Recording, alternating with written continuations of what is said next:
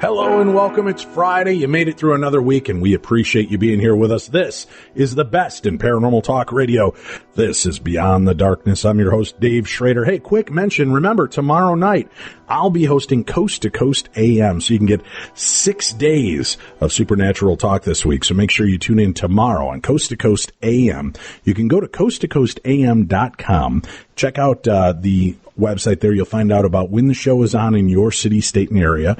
Again, if you go to coasttocoastam.com/stations, you'll find all the stations in and around the United States and around the world, all the ways you can listen to the best in overnight talk radio when I sit in for George Norrie tomorrow night on Coast to Coast AM. Tonight, we've got a great show lined up for you. Tim is still off. He will be back with us next week when we have a brand new Supernatural News and Parish here Monday lined up for you as well. Tonight, though, we've got a really cool topic, and this is something I've been excited about getting involved in. We've been talking about it all week. The extra dimensionals, true tales and concepts of alien visitors. Our guest this evening, John DeSouza, is a former FBI special agent investigator for over 20 years and collector of real-life X-Files. He's also the best-selling author of The Extra Dimensionals and a leading investigator in the paranormal and exopolitics. Welcome to the show, John DeSouza. Thank you for being here this evening, sir. All right, David, it's wonderful to be here with you on Darkness Radio. I missed Tim here, but we'll get along, I guess, without him. Yeah, we'll limp it along this time, I guess. We can have you back. You certainly have enough to chat about, it seems. Absolutely, so, I do. John, you were with the FBI. Are they okay with you coming forward and talking about this, or is it because, well, you're no longer with the FBI, they don't really care what you do or say? Well, it's kind of in between the two, like you and I have spoken about in the past. When I first left the FBI, when I first retired, and I was writing books, even at that time, it was funny. It was a strange thing. I spoke to the organization, and at first I thought that they would have some problem with me, my books that I was writing. But then when I made it clear to them that my books were on the paranormal, it's a strange thing. Government people don't, and I told them, and they said, well, then your books are fiction. And I said, no, my books are all nonfiction about real events that happen to real people, and including people in law enforcement. And they said, so, but you're saying it's nonfiction? And I said, yes, absolutely. It's real things that happen, true stories, true tales and events that happen to real people. And they just didn't quite able to compute it. And they just the conclusion was just kind of like, well, yeah, right. Do whatever you want then. That's fine. As long as it's all labeled paranormal, it doesn't really, the gist of it was, it doesn't really seem real to them. And that's kind of how government people are in general. Anything that's on the paranormal, they just won't recognize it as real. So therefore, basically they were like, oh, you can do whatever you want, basically. So if it all says paranormal, then we're fine with it. How weird. Now, as a special investigator, were there cases like the X-Files, or is that all just entertainment fodder? Absolutely. There were cases, and I'll tell you how I got the clue that some X-File cases were absolutely true. In the 90s, as a matter of fact, my nickname is the X-Man, and it's not a compliment. It was a nickname that I got in the FBI in the 90s because I was really a big, huge fan of this show called The X-Files, which all of your audience, I'm sure, knows about and is familiar with. The X-Files with Sculder and Mully during the 90s, in the 90s. And it was a show that was really fascinating, but it caused some problems, not just for me, but for a few people. The creator of the show, Chris Carter, he talks about this today. He was called called up by some higher ups in the FBI when it became obvious that he was getting some information on procedures in the FBI, because he was extremely accurate on some procedures, but also some of his stories appeared to be connected to things that really happened. And today, Chris Carter says he got contacts from some higher ups in the FBI, and he believed they were very aggressive contacts, asking him who was consulting with him, who was giving him information. And at the time, I was on board as a special agent, and I was also questioned if I had any contact with the X-Files, with Chris Carter, and I was able to say no, absolutely not. However, I'm thinking that some retired FBI agents probably were consulting with him, which is perfectly fine. That's actually perfectly fine for if you're retired from the organization. And I'm sure that that's what was happening, but he was questioned on that. And the fact that his show caused so much alarm that higher ups in the FBI, and at the time, it got out that I was questioned on that. So then my nickname, the X-Man, kind of stuck. After that, I was told that I was demoted from G-Man to X-Man.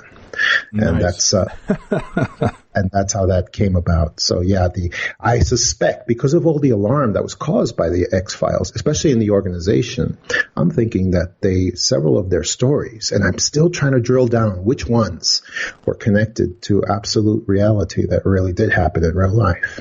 Now, being an ex-FBI agent, and if you don't mind, we explore this for a few minutes first. Oh, please. When you leave the service of the FBI, are you still sworn to secrecy regarding cases and procedures and things like that? I know you said some retired FBI agents are allowed to be consultants, but I mean, sure. To what level is your gag order in place? Well, the answer is yes and no, because many of our cases concern secret things that remain secret forever, basically, and methods and procedures that remain secret forever. But things that have been exposed to the public, like for instance, many of our cases end up being completely criminal in nature. In other words, they go to trial, they're publicly exposed completely to the press and to the people, and so you can talk about them. Of course you can, because it's already in the public arena. So, like for instance, I worked many of the very high profile counterterrorism cases throughout the years, especially during the 90s and beyond.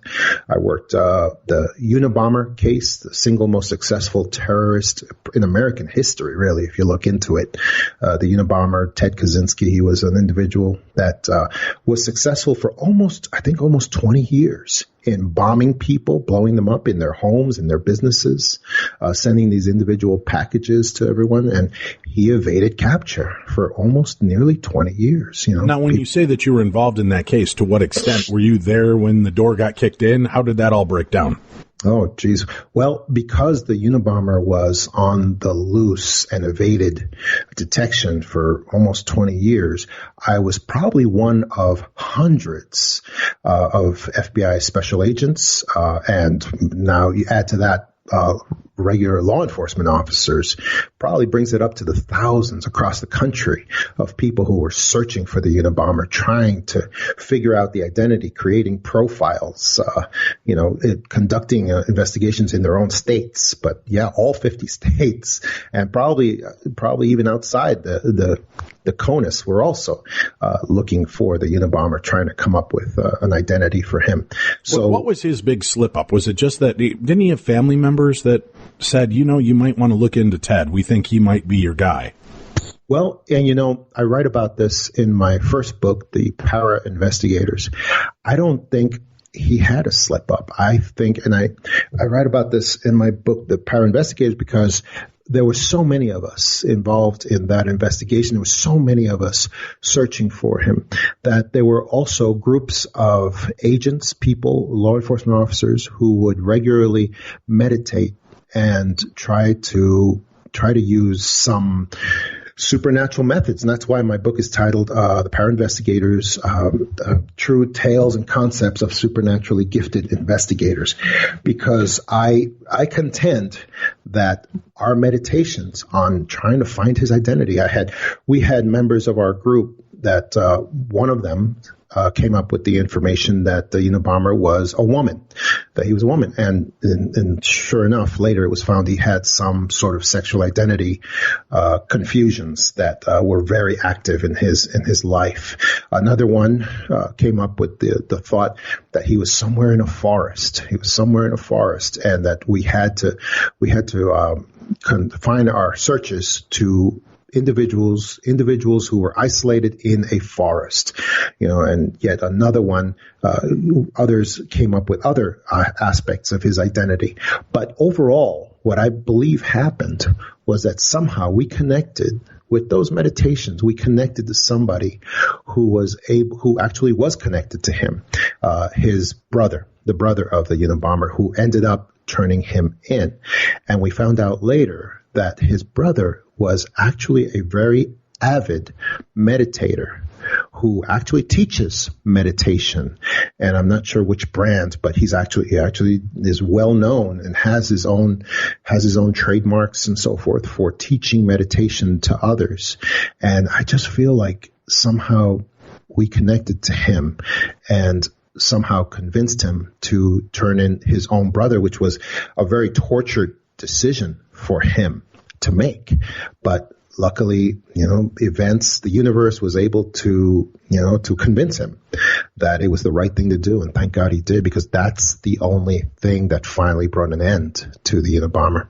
It's fascinating. So you had this group of investigators that would meditate and do this.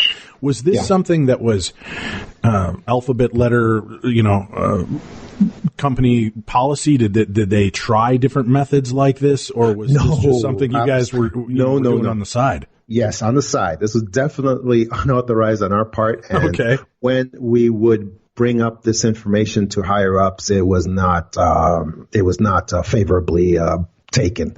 And so, we just had to keep on struggling forward with the purely physical aspect of the investigation, and just going through. You guys were, in essence, trying to do remote viewing in a sense without the training for remote viewing. Yes. Okay. At a time when we didn't even know what term remote viewing was. Right. But yes, that's exactly what we were trying to do without being able to articulate it. We were trying to do, because we were desperate. We were absolutely desperate.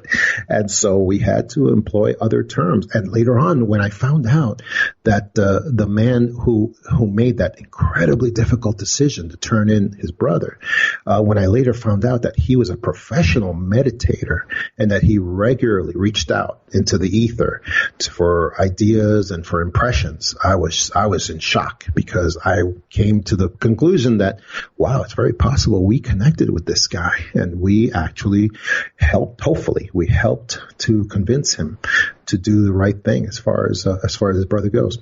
So that's how that turned out. And I worked many other famous terrorism cases that were in the public venue.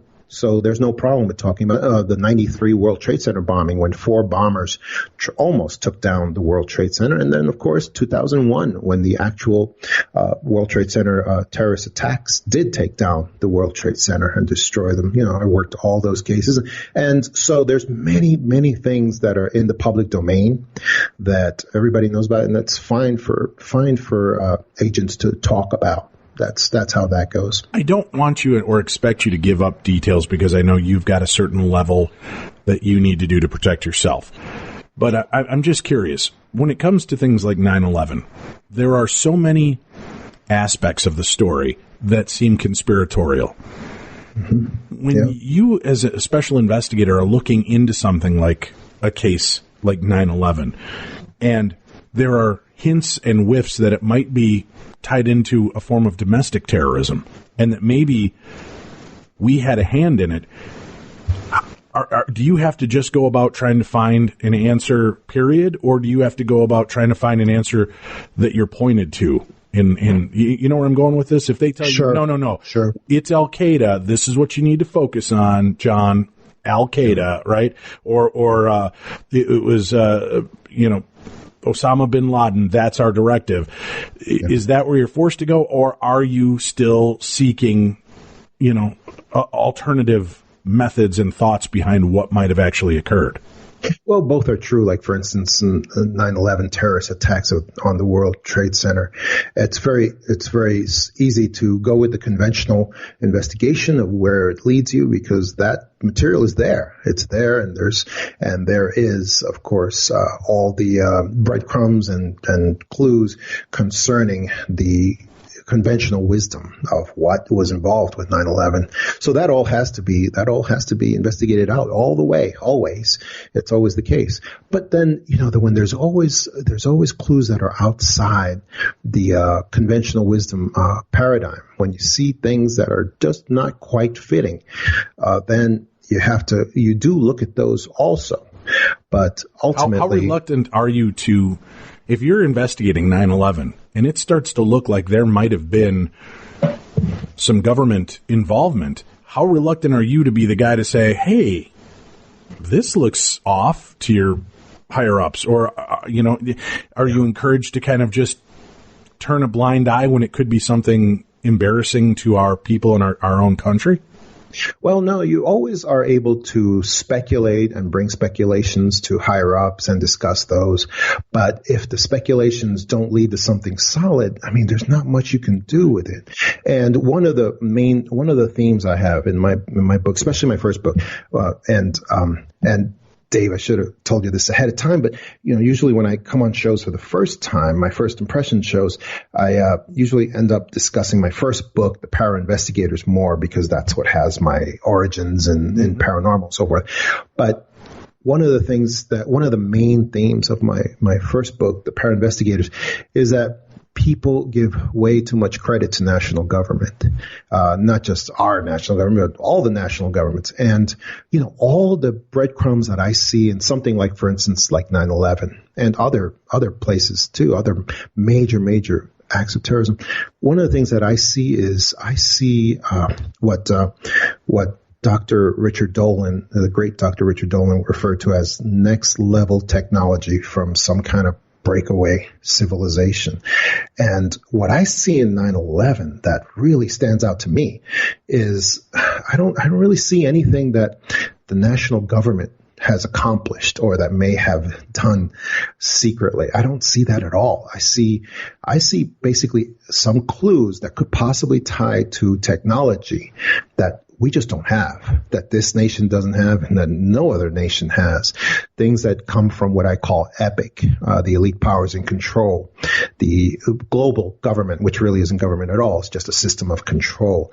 And I see little breadcrumbs of possible technology, like the way the towers came down, and the way that these planes were guided to these incredibly difficult targets by something, by something that possibly may not have been some people who took a few classes in steering planes, but may have been something that was a level of technology that we just don't have.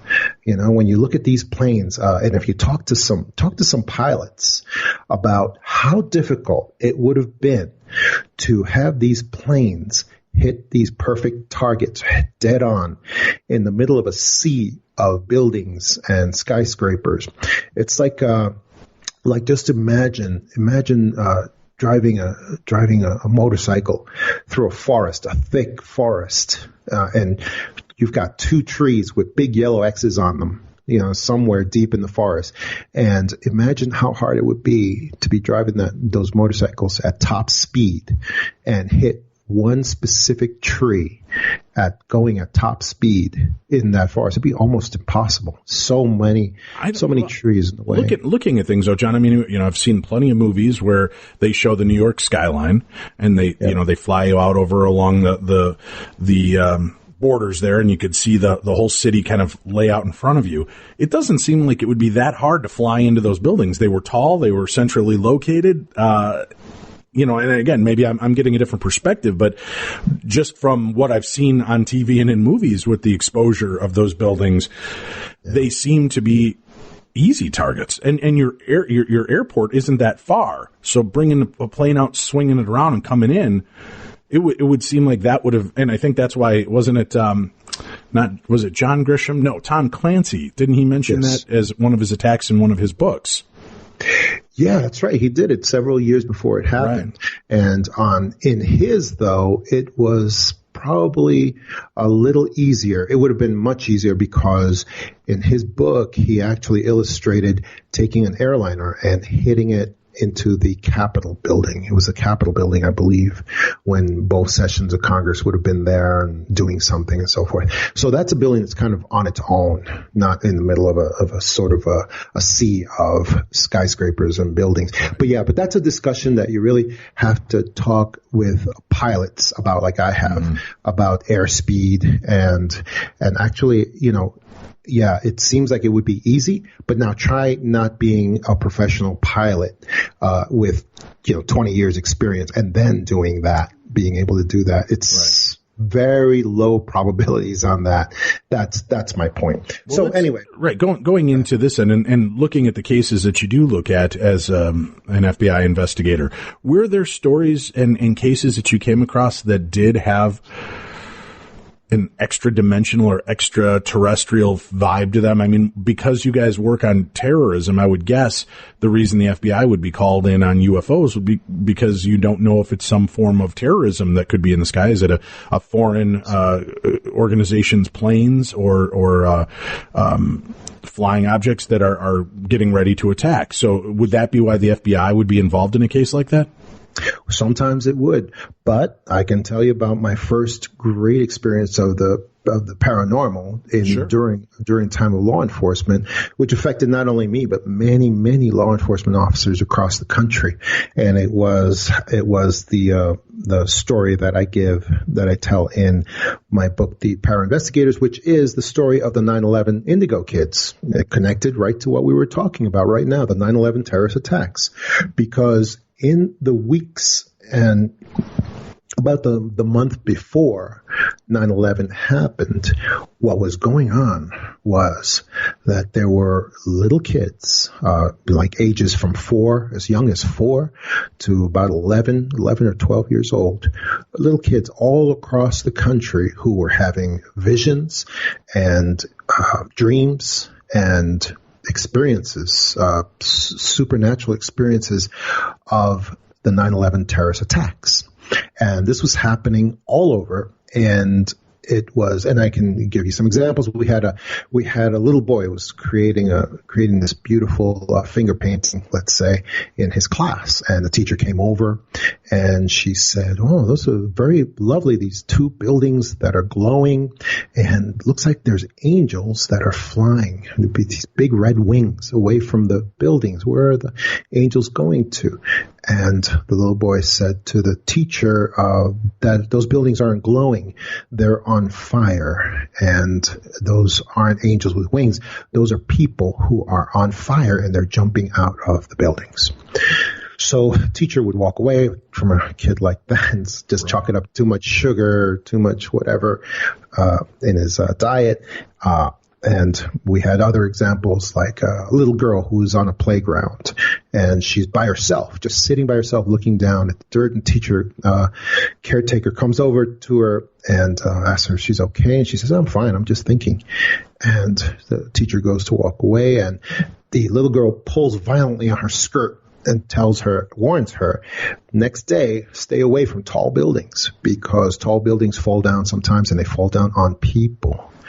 And we had, again, teacher just walks away, doesn't think about that again. But then we have another little boy, for instance, who wakes up yelling, falls asleep on a school bus because apparently just fell asleep because he didn't sleep enough the night before. Wakes up from a nap, I guess, just yelling about buildings on fire and people jumping out of buildings. And school bus driver has to check on the child, see if it's okay. Now, these people didn't think twice about not very much about these incidents until 9/11 actually happened. The terrorist attacks on 9/11 happened. And then there was a big campaign for see something, say something, anything at all. It doesn't matter how tenuous, how little the connection might be, you have to report anything that could be connected to terrorism at this time. So all of these caretakers, I mean, not usually the parents, but caretakers, babysitters, and so forth, reported these incidents, and law enforcement officers had to go interview these kids and talk to them about, no matter how young they were, and even if they felt ridiculous, there was a 100% coverage policy on these interviews. They had to be spoken to, and they had to be interviewed, of course, with their parents, of course, right? Because the thinking was anything that could possibly be connected to terrorism, just in case these kids had gotten an impression from the parents who may possibly, and that's why the dream and the vision was all about, because maybe they heard something from their parents who may be involved with terrorism. So all of these had to be washed out. That's what we call it, washing out. What an interesting perspective, right? Suddenly it goes from these kids that have mythical powers and seeing the future to were they overhearing mom and dad, even in their sleep, discussing these attacks and setting this wheel in motion. Wow, what a great psychological aspect to take into consideration. Exactly. And that's because the purely material interpretation always has to be applied in law enforcement. That's just the way it is. That's the nature of, no matter how strong the paranormal element may be, it has to be ignored and it has to be proceeded with in a material way. And that's it. And that's why, there's other experiences that I write about of psychics coming in, let's say, to a major metropolitan police station and asking, where's the detective area? Where's the missing persons person? And they would just go to a sort of a pool, and they would say, I'm a psychic, so forth. I have an impression of a dead body of a young girl at this and this specific location, at this latitude, this longitude. Go there. You will find blah, blah, blah. You will find this, find that. And you'll have the lead investigator standing up and saying, oh, okay, this is very, very good stuff, and taking down all the information. And you'll have all the information taken on the psychic individual. And then the lead investigator will be, okay, we're ready to go out to this location. You'll have a supervisor who also heard the exchange come over and say, no, our first step has to be to do a full background on the psychic and find out how this person is probably connected to the murder of this individual, and just bring everything to a stop. Where instead of going out searching and looking for this body at the specific location, everything is stopped because the purely material interpretation has to take precedence over everything else. Doesn't that seem to fly in the face of sensibility, though? Here's the deal. Even if, let's say, psychic medium Dave Schrader comes into the FBI and I say, I want to speak to Special Agent John DeSouza. I think I know something about this missing child. And they bring me to you, and I tell you that I'm having these psychic premonitions. Wouldn't it make more sense that while you have me there, you take me, I show you the spot. Yes. Then, once you've put me in that spot, and then start to de-evolve the story. Because it seems to me that doing it the other way, if I was involved in trying to come off like a hero, and now I realize you guys may be investigating me, I might go move that body. I might go change up the parameters of the investigation because I realize, this isn't going to go well, and I'd much rather be a wackadoo medium who was wrong than turn the light on myself as this. Exactly. Why do they step in the way of that progression? Because, John, I mean, and again, I'm not an investigator. I'm just fascinated by investigative shows. But it seems like if you have a tip, the first duty is to the victim and the family. Let's find this person. Exactly. And if it takes us out to this old sawmill and we find the body, great. That part of the equation is done. And now, as it says, right, the first 48 hours are important. The more information we can get in the shorter amount of time, I would think that would help solve the case a lot more. And it may also help clear the name of the medium quicker, because you can say, all right, listen, we found the body. We know it's been dead for 2 weeks. That would put it to around this date. Well, the medium happened to be, 4 states away working their day job. So now we can immediately eliminate them as the suspect. Yeah. But the important thing is, what evidence do we now have that hasn't gone away, hasn't washed away, hasn't rotted away, that we can find the real criminal? Yes. And you stated basically the major theme of my book, The Para Investigators, which is all about investigators who have paranormal abilities, who use those abilities to help people, sometimes to save lives. And a lot of times they are punished for it because law enforcement is completely material based, and a lot of law enforcement can't look outside of that area. And it's not a good thing because sometimes it victimizes these investigators who go outside of the material in order to sometimes to save lives. And I can give you so many examples that I put in my book. And one of the examples is a story I call Death by a Broken Heart, which is a story that's very well known by your listeners. Let's do this. Death by a Broken Heart. I'll jot that down so we can come back to it after the break. I do want to follow up with one question before we have to take this break and go to the archives for a new theater of the mind. But I'm curious, with the crystalline children, the indigo children from 9/11, what was, once you realized that these children were having this experience and relating these stories, what is the protocol once that's done and you're able to eliminate their families as having any type of internal involvement in this case? Was it just chalked up to leaving that aspect of the case open on why or how these children knew this detailed of information regarding that attack? That's easy. 100% of all of these cases of the indigo children of 9/11, every single one, were washed out. That's what we call washed out, when you have clues and theories that are not that strong, and you're able to just wash them out. And they were washed out as no connection to terrorism, and they were closed with extreme prejudice and locked up and never looked at again. And there's no, hey, let's refer this over to the psychological unit of the psychic research of this, but none of that. No, there is none of that. And but do they keep tabs on those kids to find out if those kids continue to have visuals or connections to future events as well? Not as far as I know. As far as I know, these are places. And they're only called leads, actually. Mm-hmm. These leads are closed out in every single case, and the information is not referred to anyone who could do anything with this, because law enforcement is not allowed to conclude that something supernatural went on here. They're just not. They can't do that. They have to stay. Too hard to use that in court, I understand. Yeah. Yeah, and they're not allowed to share it based on that either. You see, so that's where we're left. That's the final conclusion with these cases. Unfortunately, the FBI concluded that there was nothing paranormal going on and no connection to terrorism. Nothing paranormal, yet these kids were able to visualize, draw, and relate stories to something that happened almost in minute detail. Unbelievable. Exactly. John DeSouza, our guest this evening. We will continue with him, but first, the vaults of the Darchives continue to call us. We have another real-life experience with E.T. from Tim Haas in this, The Theater of the Mind. I woke to the sound of something moving in my room. Panic immediately set in. I realized I couldn't open my eyes or move my body. I had heard of sleep paralysis and at first thought maybe this is what I was experiencing. I could hear the sound of my wife gently crying in her sleep, a mixture between a light sob and a breathy cry. I wanted so badly to open my eyes, to check on her, comfort her, but I was frozen in place. My breathing was regular, but I could not move. I could not even open my eyes.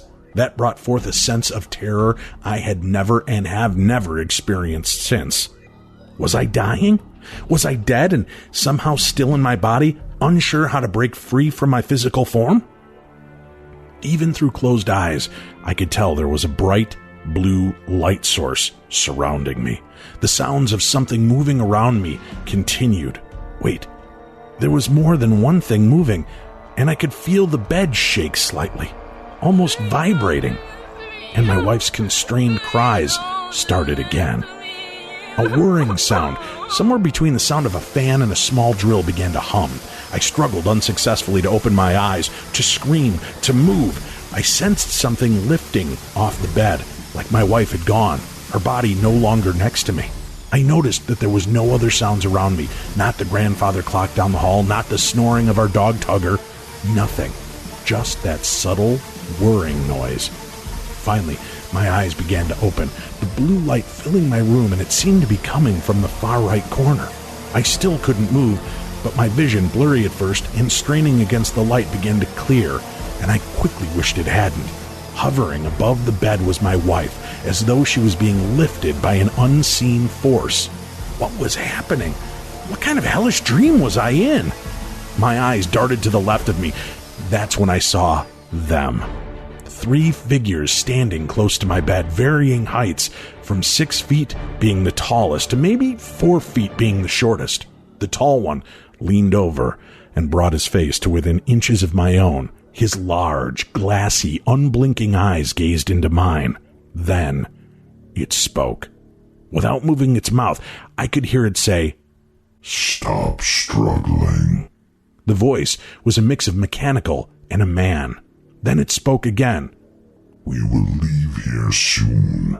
My eyes began to well up with tears as I saw other beings on my wife's side of the bed, their long, spindly fingers running over her body. They looked at each other. I could hear a muted conversation, but couldn't make out the words. Like listening to a loud party from a few rooms away, I could hear them talk without understanding the things they said. Ronnie's body began to shudder, slowly at first, and then more violently as she hung there, suspended above the bed. Her sobs began to get louder as she shook mid-air.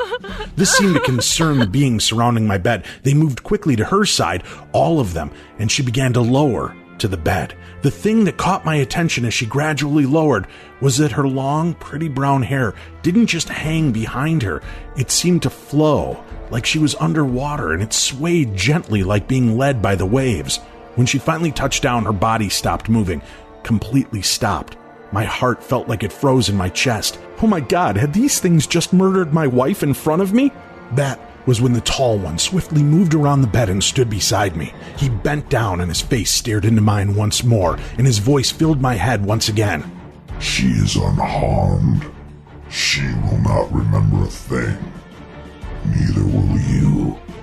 It extended its finger and tapped me on the forehead between my eyes, while it repeated some gibberish.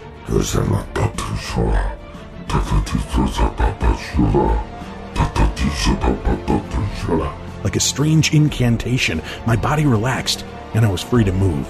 I sprung up onto my bed and yelled. The large one snatched his arm out and caught me by my throat. He dragged me to his face, and with his hairless brow furrowed, his mouth grimaced and revealed the pointy, horrifying teeth within, and his voice hissed in my head. "Be quiet." I fought against his grasp, but to no avail. I was locked in his grip. I kicked, and with his free arm, he batted back my attack like the backhand to a mosquito. He slammed me hard into the bed and again hovered ominously over my face and insisted, "Be quiet." The other figures moved around my wife while Ronnie laid there motionless, lifeless, and they poked and prodded her while I lay there helpless under the grasp of this surreal intruder. The blue light began to shift more to a white light. I could not see what was causing it. It almost seemed to be pouring through an unseen door. Finally, the beings, one by one, faded into the light door, leaving the big one holding me down, and the littlest one. The little one dug its finger into my thigh and scratched me. The pain was muted at first and then replaced by a deep, stinging, burning sensation. The large one continued to stare menacingly and almost snarl at me. Then the little one ran into the light source and was gone. Finally, the odds seemed more in my favor as the big one was all that was left. He ran his finger across its slit of a mouth, and a hissing noise came forth, like a mechanical shh. It let go of me and turned to approach the lighted doorway. I jumped up again. There was no way I was going to let this murdering thing leave my room, and I jumped towards it. Without even looking back, it swung its arm back at me and brushed me aside like a gnat, sending me crashing into the closet doors and through them. I lay there in pain as it strode to the light. It turned to me, and its large eyes narrowed, its brow knitted in a disapproving stare, and it spoke inside my head again and left me with this. "We have been here before. We will return again. And next time, if you struggle like you did tonight, you will never see this place or the people you love again. Understand We are always here, always watching, and we are in control. Then it backed into the light, and with an electrical buzzing noise filling the air, the light blinked out, and the room was silent.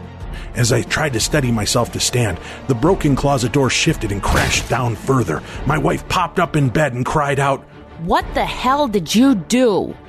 I tried to explain the things I saw and witnessed. She insisted I was dreaming and that the long bloody scratch on my leg was from sleep running into the closet door.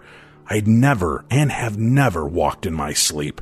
I still have no idea where these things come from or where they went, but on certain nights my cats will stare into the corner of that room, making strange, long, creepy meowing sounds that they never make any time or anywhere else in the house. It raises the hair on my neck and arms every time. We're not alone. I can't say these things are from outer space, but I can say I believe, and I'm scared as hell.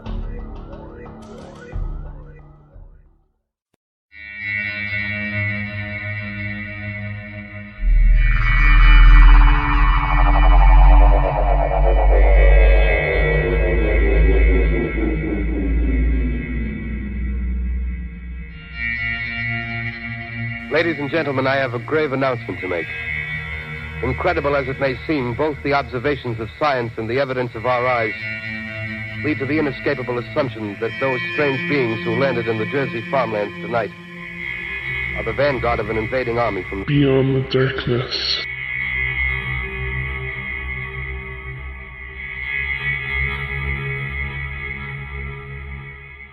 And welcome back. This is Beyond the Darkness. I want to thank all of our great listeners out there because you guys not only support our show, but you're supporting the people that advertise on our show. We get a chance to pick those advertisers, whether it's HelloFresh or Harry's Razors or our favorite, which is True Car. They're here with us all the time. I'm getting letters now, emails from you, the listeners, telling me about your experiences. Please keep them coming. Dave@darknessradio.com is the way to reach out to me. And we've been talking about this for a few weeks now. True Car was brought to my attention from my father, who wanted me to start to build my own confidence level up in getting a car. Yeah, I'm going to be 50 this year. I'm not great when it comes to vehicles. I know where to put the gas, I know where to put the key, and everything else I leave to the experts. Well, it's about time I take control of that, because when I have to get a new vehicle, I always feel overwhelmed. You go on this lot, you're talking to fast talkers, you know they've got a certain amount they have to make, they're pushing, they're doing their deal, and that puts a lot of pressure on you. And then you want to make sure that you're getting the best deal on the best vehicle for you, not the deal that they have to get rid of off of their lot that week where they're going to get a bonus. So True Car is what my dad introduced to me, and it is fantastic. When you're looking to buy a car, new or used, and you want to make sure you're getting real pricing on actual inventory, this is the product you want to use. True Car will help you out. They have, check this out, 3 million cars that have been sold, over 13,000 dealers, and over 700,000 pre-owned vehicles available. And you're getting an average savings of over $3,000 off the manufacturer's suggested retail price. I got an email from Aaron Mason, who is a listener to the show, said he heard us talking about it. After a couple of days, he decided to check it out, took advantage of True Car, signed up, and he made his first purchase and feels great because he realized he was going to pay almost $4,000 more for a vehicle until he used True Car. That's where the substantial help comes in. Using True Car, you can easily find the car you want. Next, you're going to be able to use True Car to find out what other people in your area paid for the same car you're looking for. Now you know what the fair price is going to be, and you can feel confident when you're making this purchase. And with over 3 million vehicles that have already been sold to True Car users by the True Car Certified Dealer Network, you have the confidence to go in knowing you're going to be taken care of.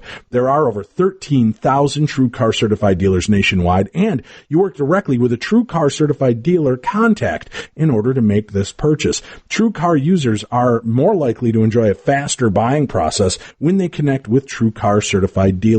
And True Car users save an average, pay attention again, folks, an average of $3,000 off of manufacturer suggested retail pricing. That's phenomenal. That can pay your entire year of car insurance. It can pay an entire year of gasoline for that car. So why wouldn't you take advantage of it? When you're ready to buy, make sure you visit TrueCar. TrueCar, all one word. Visit TrueCar to enjoy a more confident car buying experience. And I'm going to be doing it when my son and I go looking for cars this next fall. Tim's going to be doing it when he replaces his beast that's about to drop dead.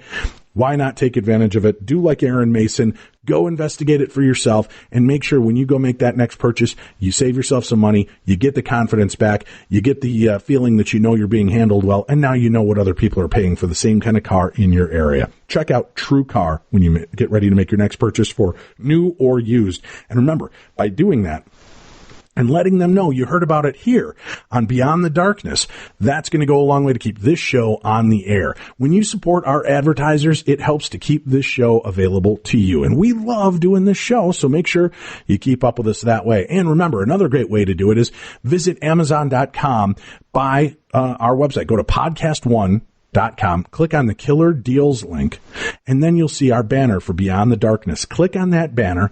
You'll see our advertisers there, including Amazon. Anything you need to buy off Amazon.com, use those links, whether you're in the United States, the UK, or Canada.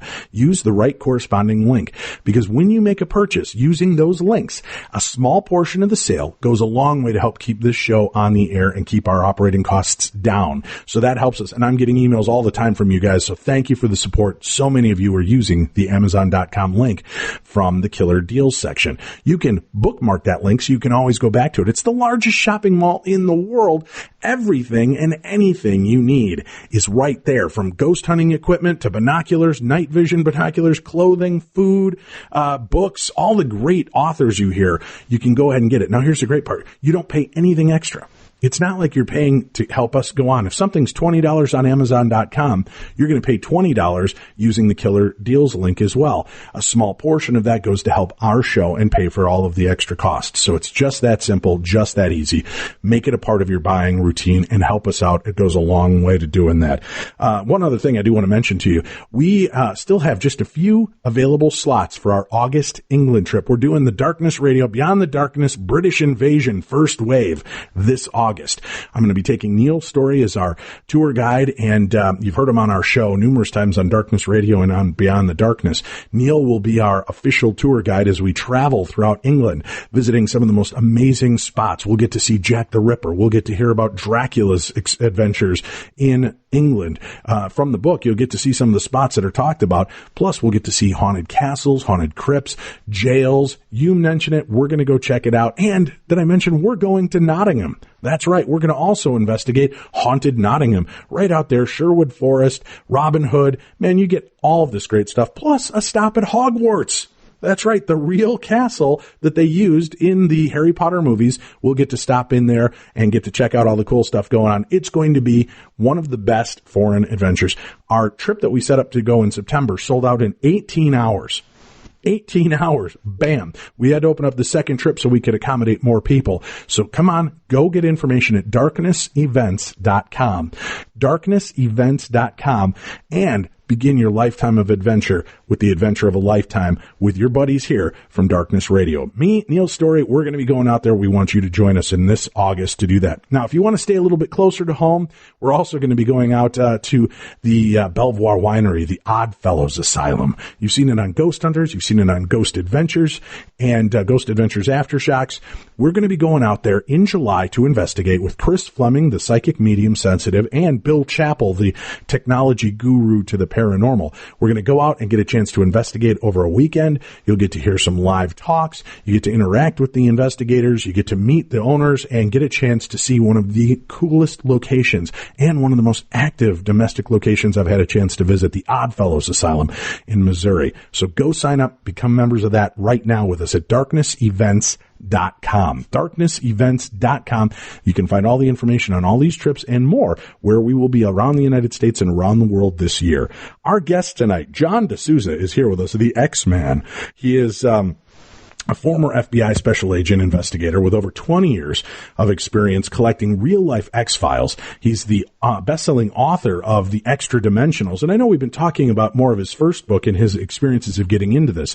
We're going to delve deeper into his book, The Extra Dimensionals, True Tales and Concepts of Alien Visitors, as the show progresses. But before we do that, you teased us with a little story I had to stop you short on earlier, John, from your first book. Let's talk about Death by a Broken Heart. John DeSouza, our guest, thank you for being here. Yes. Oh, thanks so much. Like I was saying, we were talking about investigators who have supernatural abilities that coincides with my first book, The Para Investigators, True Tales and Concepts of Supernaturally Gifted Investigators. And we were talking about how tragic it is when investigators go outside the material paradigm and look at things that explain what is really going on in certain cases. And very often they are rejected. They can be even vilified for what they do, even though sometimes they save lives. And anyway, in my book, The Death by a Broken Heart, is a story of a guy who's like an hourly security guard. This man named Richard Jewell, who was in 2004 was at the Olympic Park in, I believe it was Atlanta, Georgia, in a Centennial Olympic Park. He was a guy who no one ever would have taken for a hero. He was an hourly security guard. He was a paunchy guy with a southern drawl, who tried to get into several police departments and his applications never really went through. But on this one night in 2004, he became the greatest investigator who ever lived, because what happened was he was patrolling this park, Olympic Park Village at the time, which it was late at night, but the Olympic event had let out and the place was streaming with hundreds, thousands of people going through these walkways in the park, and they were everywhere, and it was very, very crowded with people. Families, kids, there was even media in the park, mainstream media reporters who were interviewing athletes at the time. So anyway, it was extremely packed. But on this particular night, he spotted this giant hiking pack, one of these big hiking packs where you put everything you've got in those things, and they're like, it can be as big as 5 feet tall and very, very heavy. And it was abandoned in the middle of a walkway where there are dozens and hundreds of people were streaming right by this pack on both sides. And like I said, he became the greatest investigator in the world, because every security guard would have just hauled that thing into lost and found, or hauled it over to supervisors to get what to do next. What he did instead was he took police tape and he set up a perimeter around that suspicious package. He declared it a suspicious package, and he set up police tape around it. And then he started shooing people away from the area, not just the inner perimeter, but the outer perimeter as well. And he advised his superiors on the radio, and he just was trying to get people to get away from this package, because, like I said, it was a very crowded night, and there were just thousands of people in that park walking all over the place. And he began to use his body. He began to get desperate to get people further and further away from this thing, this suspicious package, which he decided was very suspicious.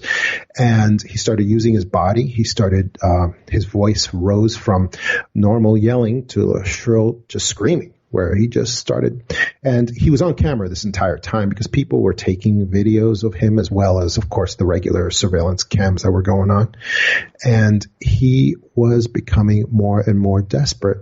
And eventually this package exploded, and it caused, because of what he was doing, it caused minimal casualties. Whereas if he had not done what he did, it could have been 50 to 100 people killed or injured instead of what actually happened. So he was hailed as a hero this occurred. Didn't they also turn the tables on him, though, and then think that maybe he had some involvement in this? Yeah, and here's why. Investigators on the ground there, who were looking at these videos that I just told you about, they kept on looking at these videos of him getting more and more desperate and screeching at people and using his body to get people out of the outer perimeter of this package. And one thing became apparent to them, the same thing that became apparent to me as I viewed those videos at a later date, was that he knew it was a bomb. And he did. Now, investigators on the ground could only conclude that the only way he could have possibly, because he didn't look inside he was on camera the entire time. He never looked inside the package. Of course, he didn't do that. So their final conclusion was the only way he could know it was a bomb was that he planted the bomb. My conclusion was very different. I concluded that the way that he knew it was a bomb was because he had some ability to remote view. He had a vision. He had some supernatural way that he looked inside that package. And that's how he knew. That was my conclusion. But it was very different from the investigators on the ground who said he's the bomber. And basically that went all over the world. The media picked it up. They loved the narrative of, failed law enforcement guy, wanting to be a hero.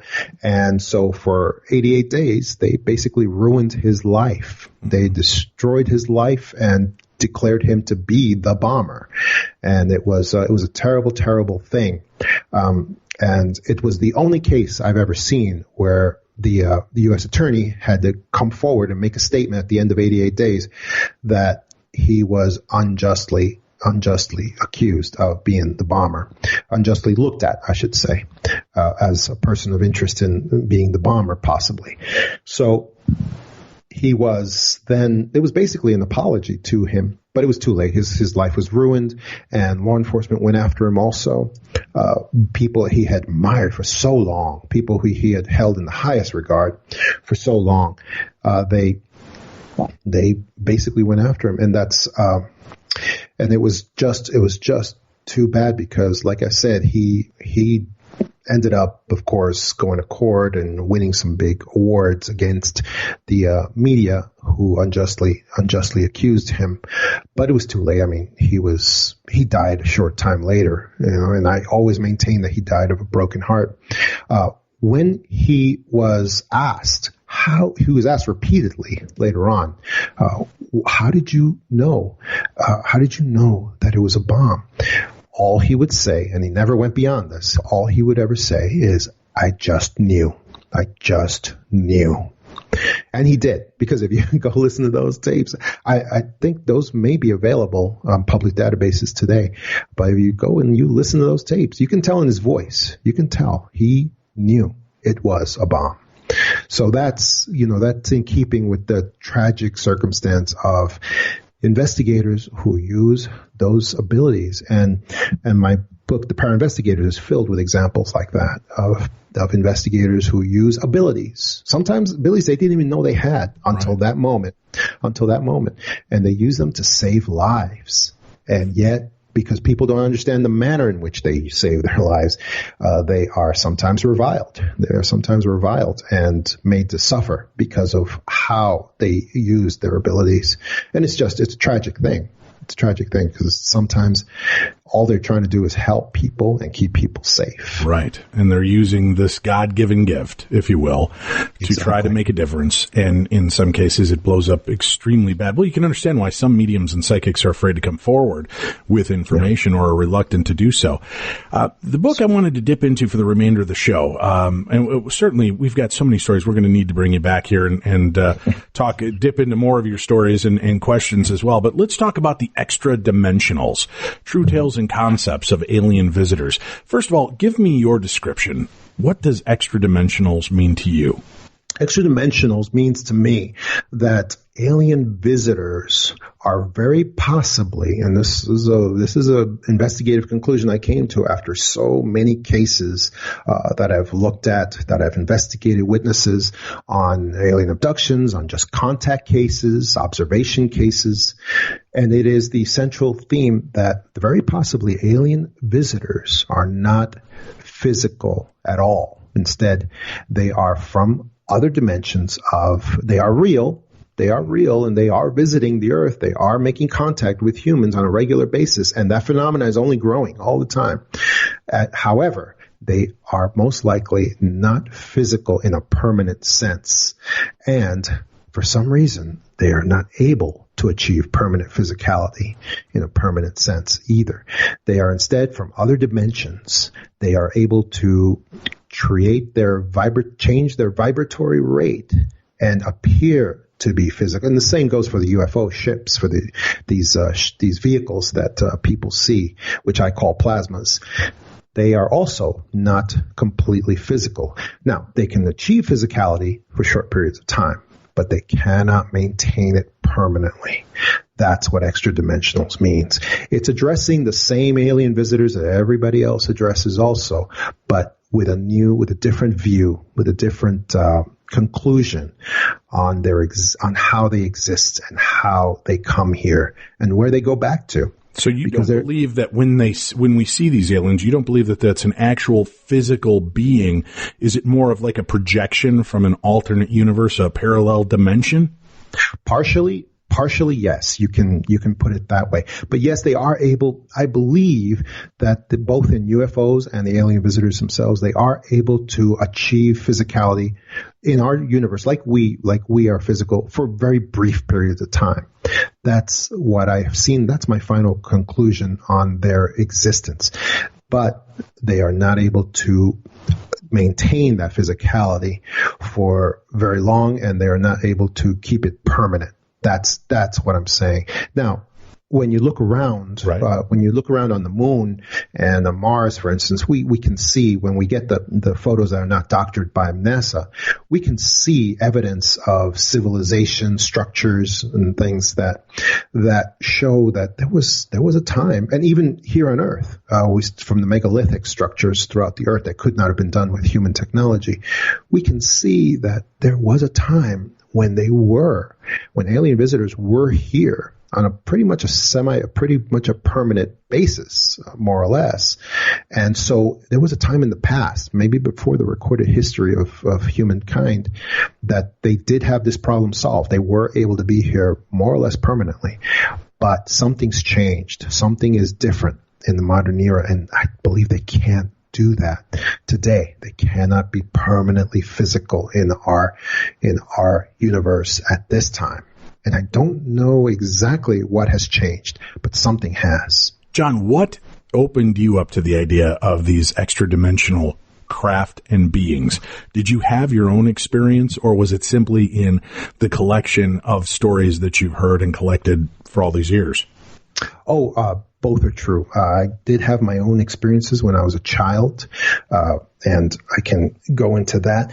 But first, what I want to tell you is that the whole extra-dimensional hypothesis came to me, interestingly enough, through an FBI document that I perused, that I studied very carefully, and that was amazing. And its central theme is that alien visitors are not physical. They are from other dimensions, and they are here only temporarily.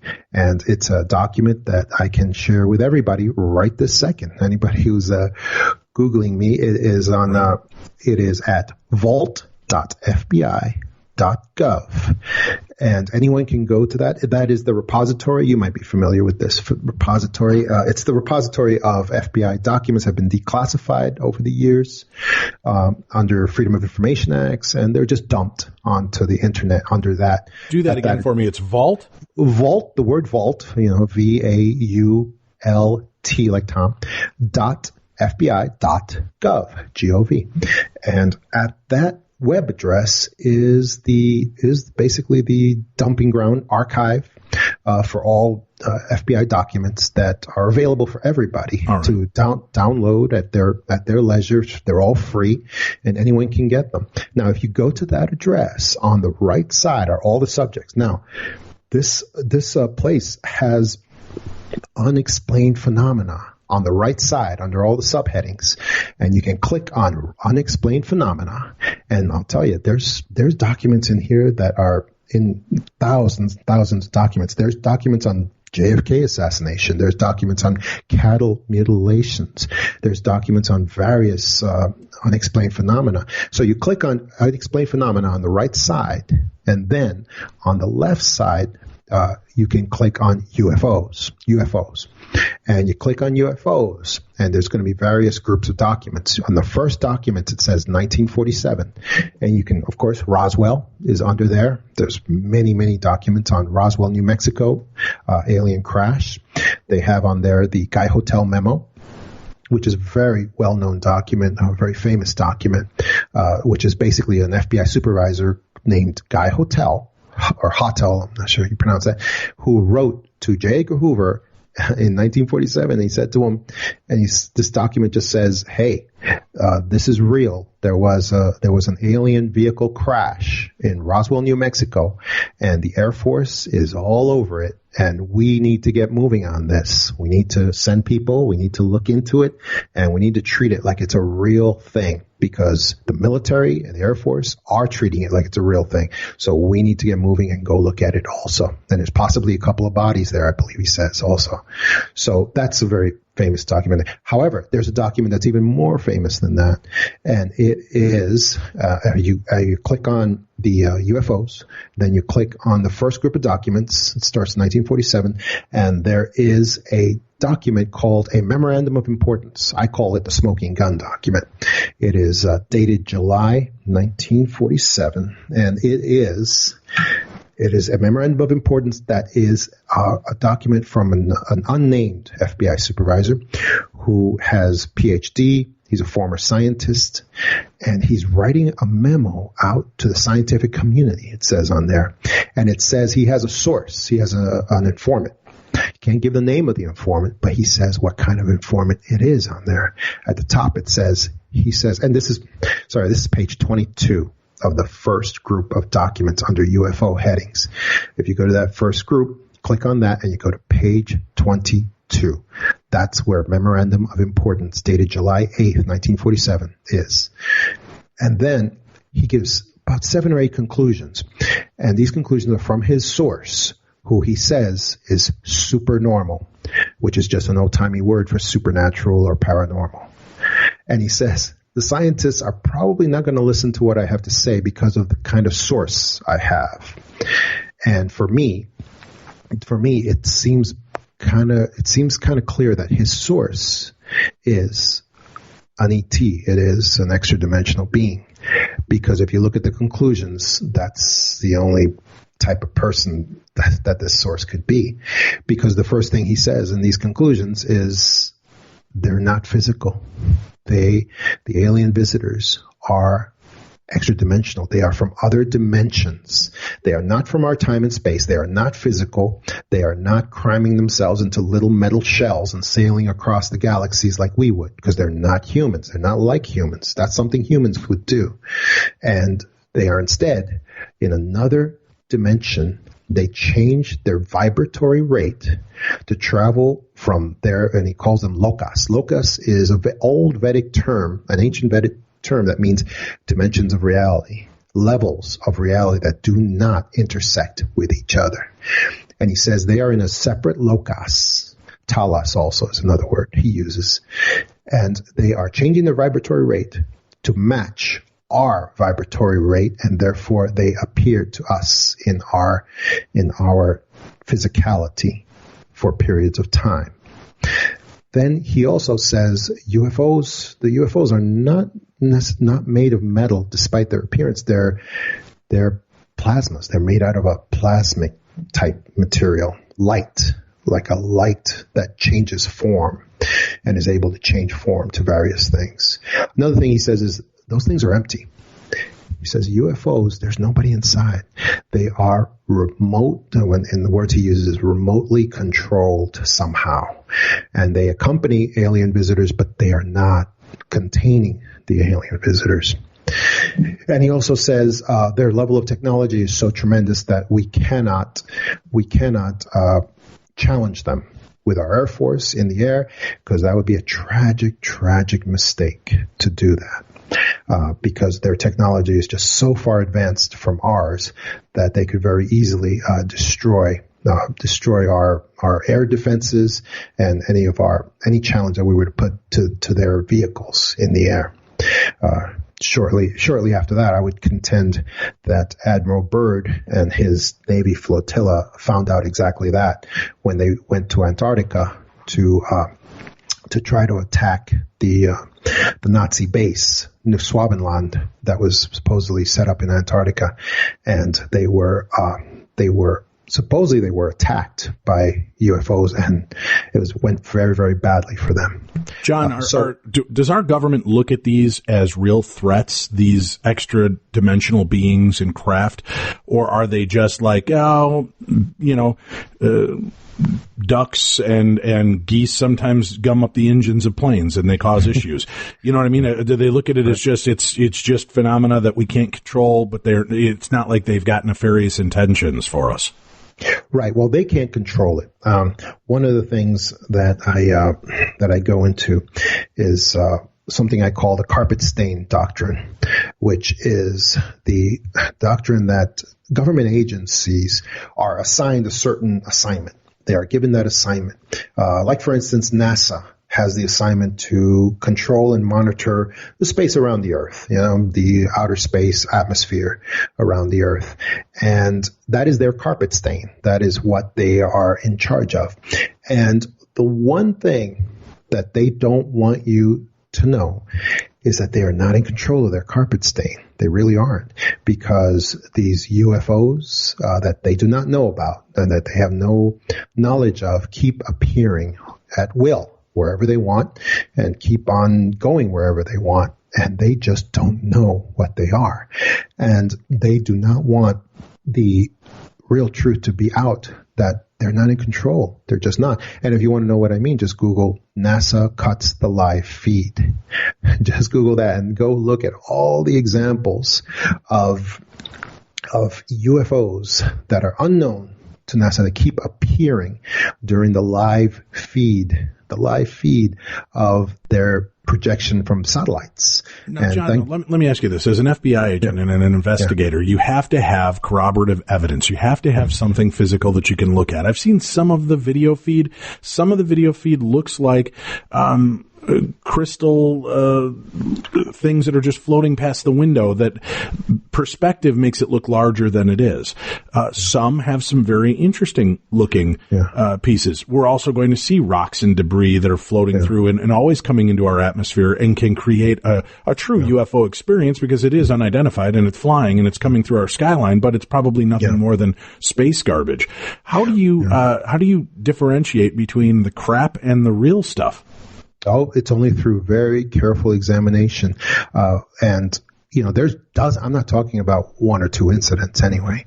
When you Google NASA cuts the live feed, there are dozens of examples of these, and some are more stark and real than others, of course.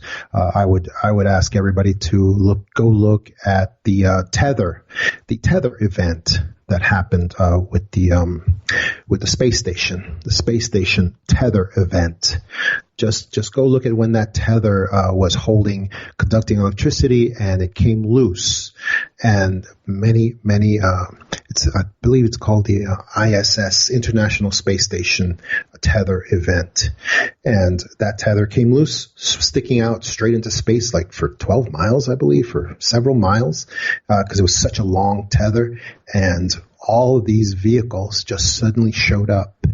And the cover story will always be believable. That's why we use cover stories, because they're believable and they can be believed by those who don't wish to go outside the material. And yeah, the cover story is always, space, garbage, dust, whatever. But if you go look at the ISS tether event, it's pretty hard, it's pretty difficult to deny that those are vehicles that are showing up to see what happened with the tether. It's really something. But in vein of what you just said, being able to distinguish, here's what I would ask people. And I always ask people to do this. My book, The Para Investigators, I would ask them, please go to Amazon, read the free sample of the Para Investigators that's available, where it says, look in here. Just go and read the first 50 pages for free, or get the sample downloaded for free of my book, The Para Investigators, because the first 50 pages is a primer on what real investigation is and what real evidence means, because unfortunately television has trained us not to know what real evidence is. We've been trained with things like CSI and all the CSI-like programming that's out there, that the only thing that's real evidence is stuff that goes into a test tube or that men in white lab coats can measure, can compare, and can put on a computer screen. And nothing could be further from the truth. The most valuable real evidence that's out there, that's demonstrable, is anything that can be connected to human authenticity. That anything that we can connect to real people. And if you want to know what I'm talking about, just go look at on the video databases. We still have available the testimony and the interviews with Betty and Barney Hill, for instance. Go look at those interviews. You want to see authenticity. You want to see something that's real. Go listen to, especially Betty Hill, talking about their abduction experience and what happened to them. And you can hear it in their voice. You can hear it in their conduct. You can see that this is very painful, that they're not gaining anything from talking about this. And that's the most valuable kind of evidence, I would say, is anything you can connect to that kind of authenticity. See, they were fascinating to me, because here you've got a multiracial couple who would have drawn a lot of attention and ire. And I know they probably wanted to fly under the wire as much as they possibly could.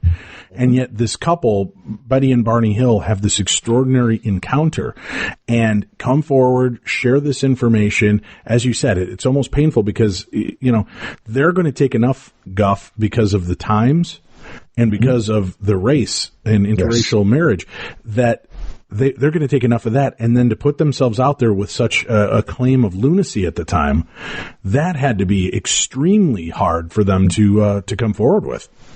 Yes, exactly.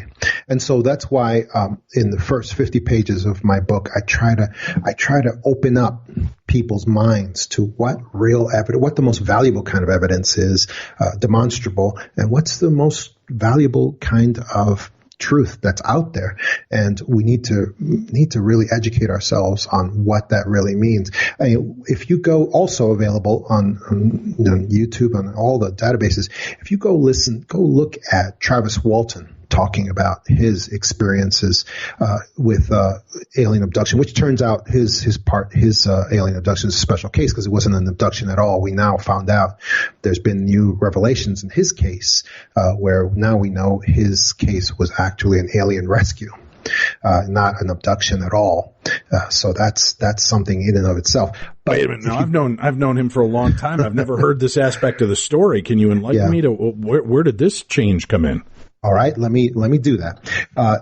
Travis Walton, for those I'm sure most of your listeners know, was a young man, barely 20 years old, back in 1975, who was in Sitgraves National Park with a logging crew. They were finishing a long, hard day's work, and they were leaving from the forest at the time. They all piled into a truck, but a UFO plasma showed up just above the tree lines in a clearing, and it was up there. It was filled with light. It was, I mean, you could barely see any sort of metal because it was so bright, giving off so much light. Well, Travis gets the bright idea. He's going to run underneath this vehicle, this thing. He runs under there, and he, of course, he said it sounds like the vehicle was getting ready to take off, sort of like a humming, like a sort of repressed humming. And a bolt of, well, you could call it a bolt of lightning struck him. And apparently it struck him down dead. apparently, because everyone looking said it looked like he was dead, and he himself now says likely that he was dead. And he went to the ground, and his friends peeled out. They got out of there. There's another witness in this case who was in the military, and again, this is sort of a recent development, but not really. There was another witness who was in the forest at the time. He was hunting at that time, even though it was already nighttime. So he was emerging from the forest. He was with his wife, and he was coming out, and he looked to his right, and he saw a truck peeling out in the distance. I mean, just getting out of there, and filled with guys who kind of appeared to be yelling, but they were taken off. They were gone already. And then he looked to his left, and he saw a scene that was a young man who looked like he was being pulled upwards into what appeared to be a ship that was just hovering above the tree line. And if you go look at my book, The Extra Dimensionals, True Tales and Concepts of Alien Visitors, his testimony captured my imagination so much I put it on the cover of my book. And it is actually a scene that he says he saw of a young man being pulled up, and didn't appear to have any sort of harness or any pressure points. It looked like he was being pulled up from the inside out and floated upward towards this, in the beam of light from this ship. He appeared eyes closed, head back. It looked like he may have been unconscious or dead, and he was being pulled up. And that scene is on the cover of my book, The Extra Dimensionals. And this man took polygraphs that he can show the truth of where he was and what he was doing at the time, that he was really in that forest, and that he really did see what he said he saw.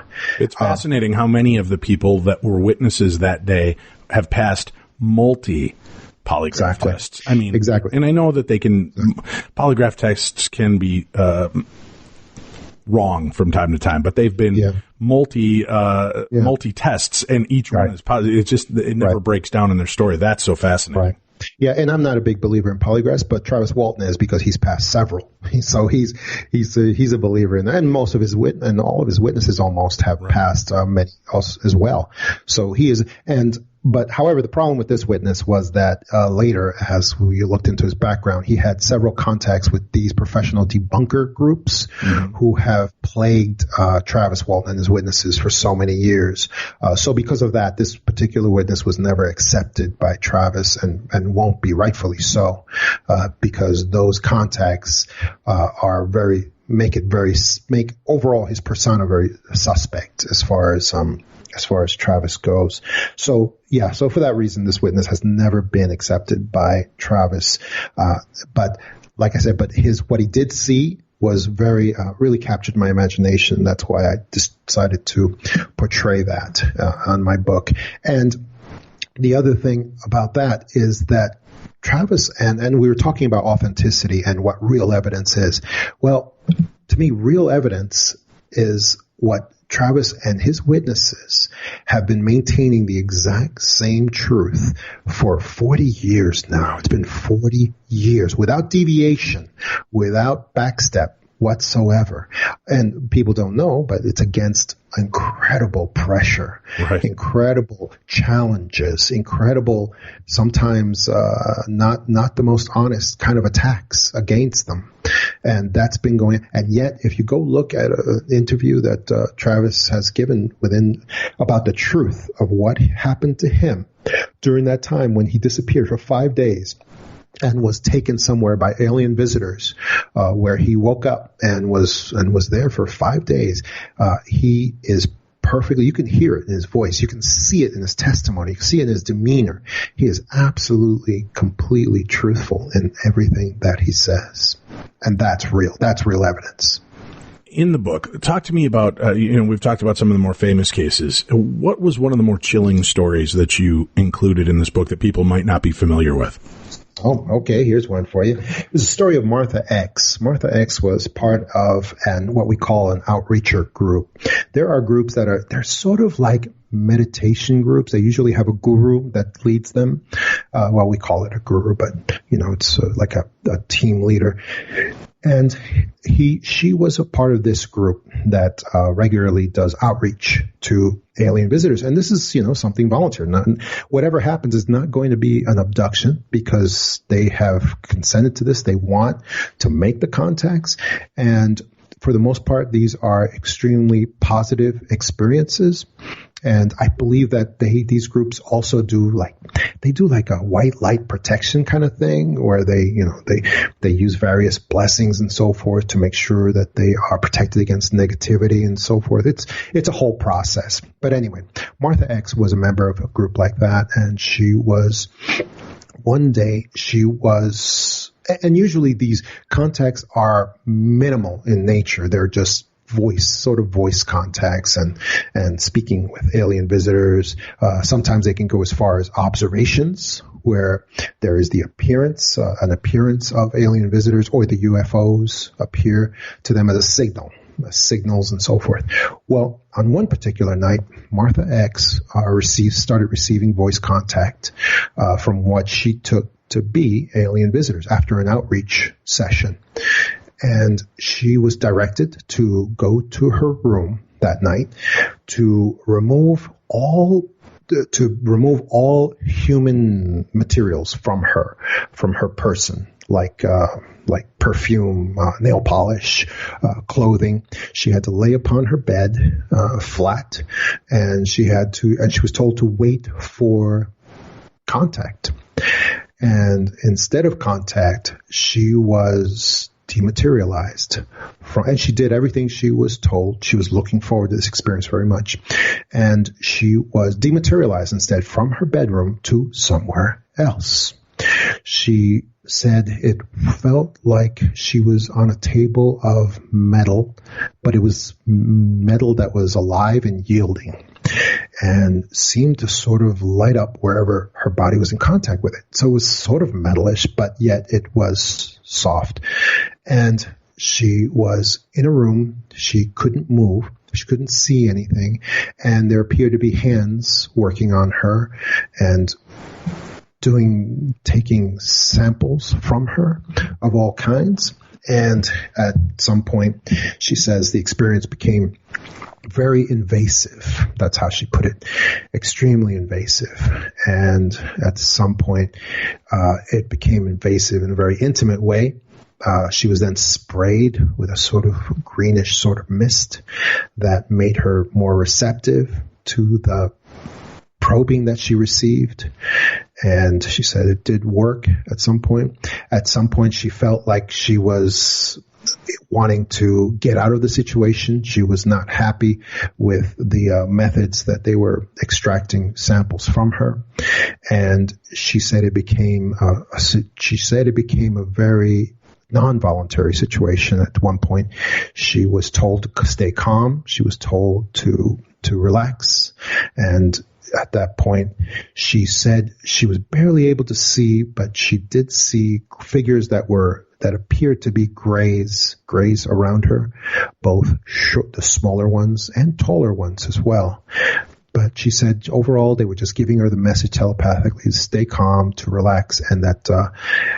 But then she heard something from one of them. And again, this wasn't through her ears. This was in her mind. She heard something from one of them, one of the tall grays, that said something along the lines that this one should survive. So then she became really alarmed, and she started trying to tell them she wanted not to be there anymore. And she was very upset. She tried to get out, but the situation kept going, and they removed all the samples from her that they wanted. They did all the very, very invasive probing that they needed to do, and she was very traumatized by the situation. But she was eventually returned. And she tried to talk to the group and tell them what happened to her. And she was told that if her experience turned negative, it's because she allowed fear to dictate her emotions. In other words, any negativity was her own fault, she was told. Yeah. Yeah. Hey, listen, things went horribly bad here because you got afraid. If you just let us do what we want to and probe you, it would have been fine. Yes. Boy, that's typical abuser behavior right there, isn't it? I thought so. Yeah. And so she basically, after that, she left the group. She was very disappointed with the guru of the group, and she never had experiences with them again. However, she was then, after that, she was given an experience. She had an experience of, she believed she was abducted again after that. And she was implanted with devices. And she says these are devices that still plague her today. Interestingly, she's a professional artist, and again, people are going to resonate with this because I've seen it happen so many times. She's an artist whose art went through the roof in skill and ability after her experience. And now she's a very successful professional artist who creates paintings and all kinds of works of art that are very, very successful. And and when you ask her about removing her implants, she gets very fuzzy on that. She doesn't. She says she wants them removed, but she gets very fuzzy on why she hasn't had them removed. But when I see her art, it becomes kind of clear why. Because she probably feels like her creativity and her abilities have increased manyfold. And a lot of abductees, I believe, experience the same thing. So they feel sort of chosen. And they feel very special, and they feel like they've been given special abilities also. And so they're kind of tortured by these implants. But she was told by alien visitors that the implants are not from them, that the implants are from government agents who abducted her and are trying to keep track of her, to try to keep her from them. So she has this whole narrative going on that anything bad that happened to her is from the government, and everything positive is from the alien visitors. So, it's all a lot of psychiatric material there to be looked at as well. Terrifying.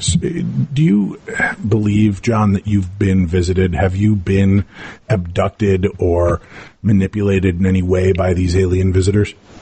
Not abducted or manipulated, but yes, I have my own experiences of alien visitors, and they happened during my childhood. And I can tell you the first one was an observation experience, which people who are visited many times, they have an observation experience first. And I contend that these UFOs collect information and bring it back to the alien visitors, who then decide, okay, it's time for a personal visit. And I was 9 years old, and I was in New York City with my parents. We were at a big rented dance hall, few hundred people in there having a party late at night. It was like a reception for a wedding, something along those lines. And there were a lot of little kids there. And for some reason, little kids decided that we would all get together. And again, I was 9 years old, get together and run outside when the adults weren't looking, run out into the night, run wild on our own, even though it was almost 1 a.m. And it was probably the latest all of us had ever stayed up. But we ran out and started playing tag, and we ran far away from the building where the party was going on. And it was late. It was late at night, 1 a.m, and streets were deserted. There was nothing out there, but we were in the middle of the city. And I was looking up at two of the tallest buildings I'd ever seen, and it was a very starry night. But the game that we were playing got kind of heated, and one of the other kids hit me in the stomach. So I went down on the sidewalk. One of the kids said, "Oh, he's really hurt." So they did what kids do. They all ran back to the building where we had come from. And they were gone, and I was laying there on my back. I was looking up at the sky. I was looking up between two of the tallest buildings I'd ever seen, and I saw that there was an area where there were no stars. They were blotted out. And I was trying to look closer at why that was happening. I looked closer up between the high above the two buildings. And I got up on my feet. I kept looking, and there was a black ink cloud. That's what like a kind of squid would give off when you try to grab them with your hand.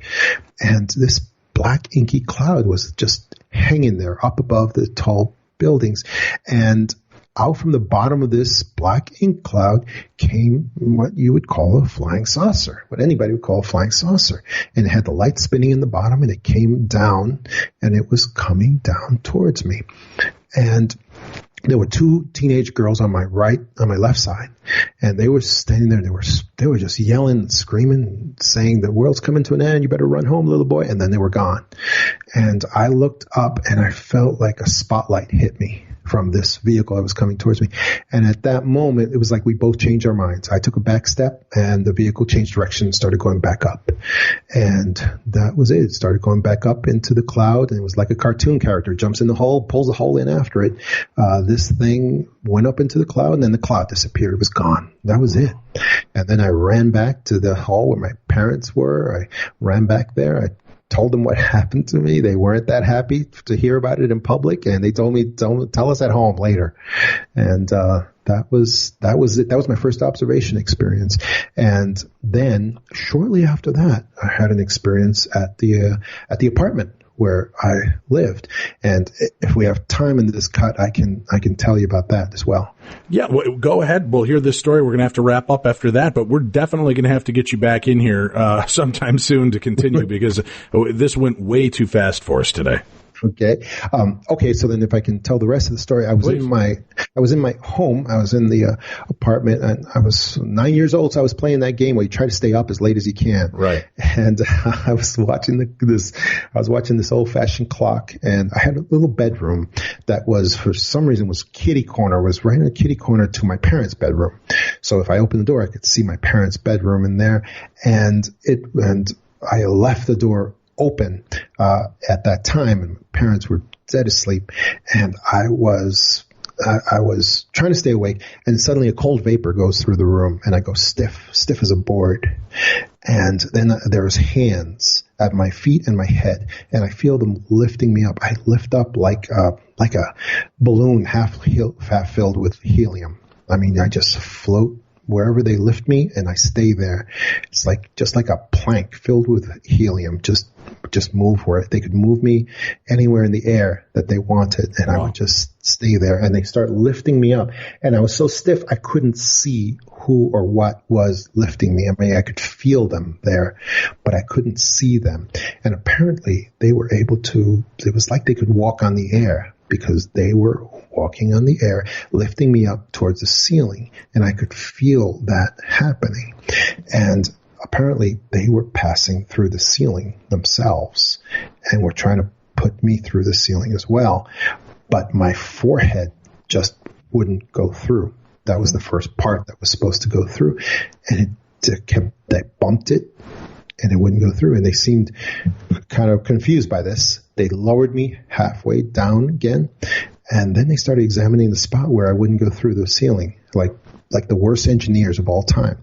And they just kept on looking at it and examining it. Then they tried again, and it was just bump, bump, bump, and it wouldn't go through. And they were very confused by this. And as they bumping my head, I was able to move my neck a little more and more each time, until finally I decided I had to look down, because just in case. And so I don't know why this thought occurred to me, but a thought occurred to me maybe I was dead. And so the first thing I tried to see was my bed, to see if there was a body. My body was in it. And I looked down, and no, there was nothing there except the sheet, the blanket. And so I was relieved. At least I was alive. And again, they went back to bumping my head, trying the same action over and over again. That didn't work. The definition of insanity, I guess.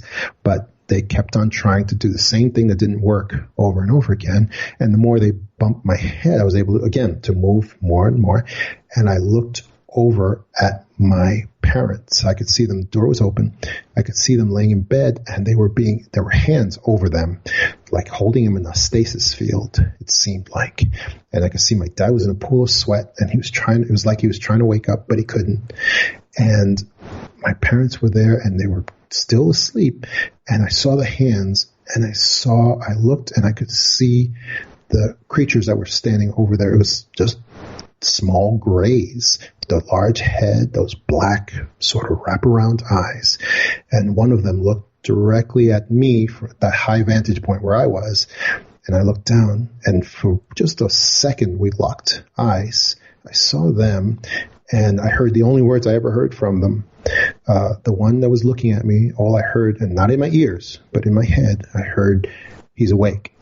And in that moment, everything fell out. I dropped like a stone onto my bed, and they disappeared. They were gone, and everything was gone. I could feel that there was nothing in the apartment at that moment. It was normal temperature again. Did you have these memories all throughout your life, or did they resurface as you got older?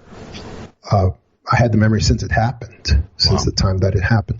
But I never had any sort of revisitation or reobservation since that period. And in the cases I've looked at since then, what I've seen over and over again is that these alien visitors seem to find out right away if somebody is their flavor or not. Okay. And some people say it has to do with blood type. Some people say it has to do with DNA structure. I don't know, but I never got another visitation, observation, nothing after that. And that was a very long time ago. And I see people who get those visits at about the same age that I did, about 9, 10 years old.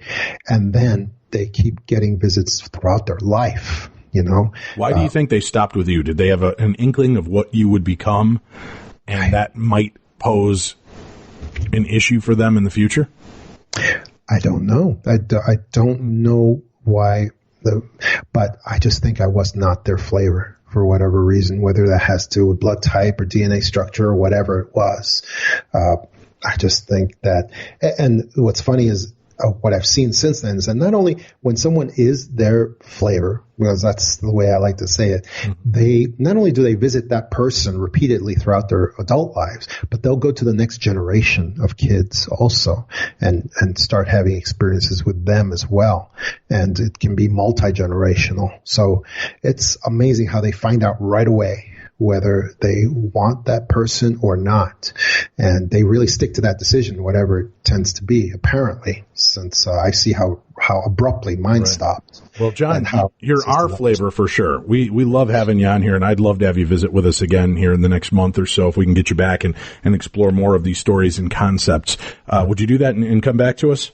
Absolutely, Dave. That would be fantastic. This has been a great pleasure for me. So, the book, again, The Extra Dimensionals, True Tales and Concepts of Alien Visitors. We'll put up a link to John's website so you can find him and all of his books. We'll also put up a link to that FBI website that he mentioned earlier, vault.fbi.gov. That's vault.fbi.gov, and you can look up the subject's unexplained phenomena to find some of the cases and stories that we spoke about here tonight on the show. Well, that's it for this evening. Remember, I'll be back tomorrow with Coast to Coast AM, sitting in for George Norrie. We're going to take a scientific look at supernatural investigating, and our guest has a very important message. We shared this a few weeks ago from a TED Talk, but one aspect of paranormal investigating that has been grossly overlooked and may save your life. So make sure you tune in for that tomorrow. coasttocoastam.com/stations to find stations and times in your city, state, and area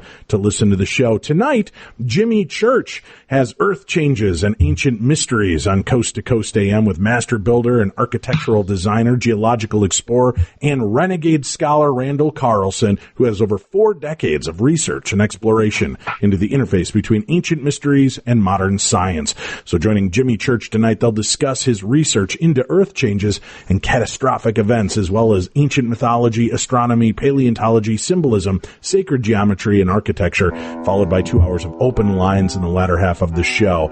I'll be there tomorrow night, and Tim and I will be back with you next Monday when we open it up to Parashare Supernatural News. That's the best of Paranormal Talk Radio. Remember to check us out 5 days a week, Monday through Friday. You can listen to us here on Podcast One or on iTunes. Subscribe so you never miss a minute of the best in Paranormal Talk Radio. Special thanks to our guests this week, and also a very special thanks to our advertisers and sponsors we have that are part of our world and part of our show on Amazon.com. TrueCar, thank you for being here and believing in us. Be safe, be kind, love one another, and we'll be back with you next week here on Beyond the Darkness.